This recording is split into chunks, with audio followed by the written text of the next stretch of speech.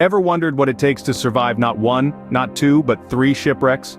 Well, let me introduce you to Violet Jessop, the unsinkable woman of the seas. Violet was aboard both the Titanic and its sister ship, the Britannic, when they sank. And she was also aboard the third sister ship when it had what amounted to an ocean liner fender bender with a warship. Talk about your lucky people. Or unlucky. I guess it depends on how you look at it. In 1911, Jessop commenced her tenure as a stewardess aboard the White Star liner RMS Olympic, the largest civilian liner of its time. On September 20, 1911, while Jessop was on board, Olympic departed from Southampton and collided with the British warship HMS Hawke.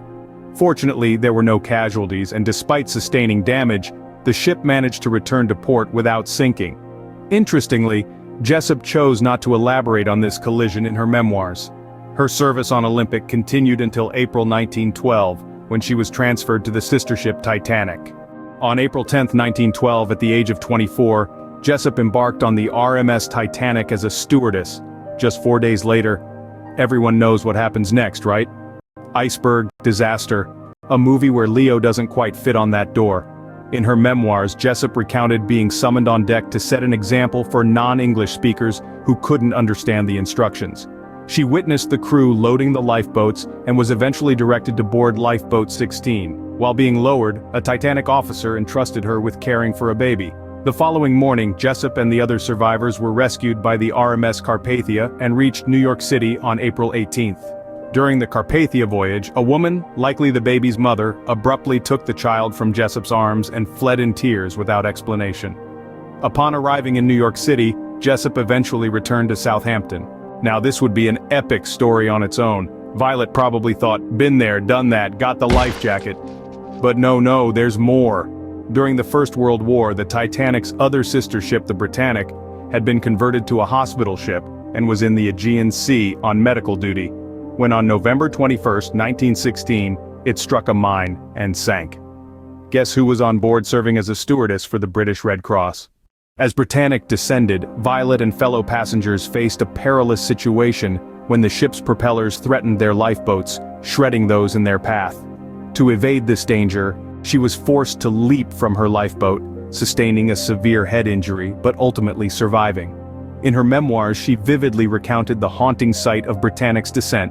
The proud figure of the ocean's medical marvel tilted, sank progressively, and finally plunged into the depths. All the deck machinery disappeared into the sea like discarded toys. Her stern rose high into the air before she vanished with a deafening roar. Among the 1,066 people on board, 30 tragically lost their lives. Not Violet, she's a survivor. Interestingly, Arthur John Priest and Archie Jewell, both survivors of the Titanic, were also among those aboard the Britannic and managed to survive this harrowing ordeal as well. So, she survives not one but two major shipwrecks and an ocean-bound bumper car excursion. You'd think she'd steer clear of boats after that, right? Right? Nope. Our girl Violet had a thing for the sea. She returned to working on ships, sailing twice around the world, getting married, getting divorced and retiring peacefully in 1950. And guess what? She lived through it all. Violet lived to the ripe old age of 83 when she died of heart failure. So what's the moral of the story? Maybe it's that Violet was either the luckiest woman on the planet or the unluckiest person in the history of sea travel. Either way, her story is one for the ages. So next time you're having a bad day, just remember Violet Jessop, the woman who danced with disasters and lived to tell the tale 3 times over. Do you have any stories about weird or strange occurrences in history? Share them with us in the comments below. We're always looking for new ideas for videos.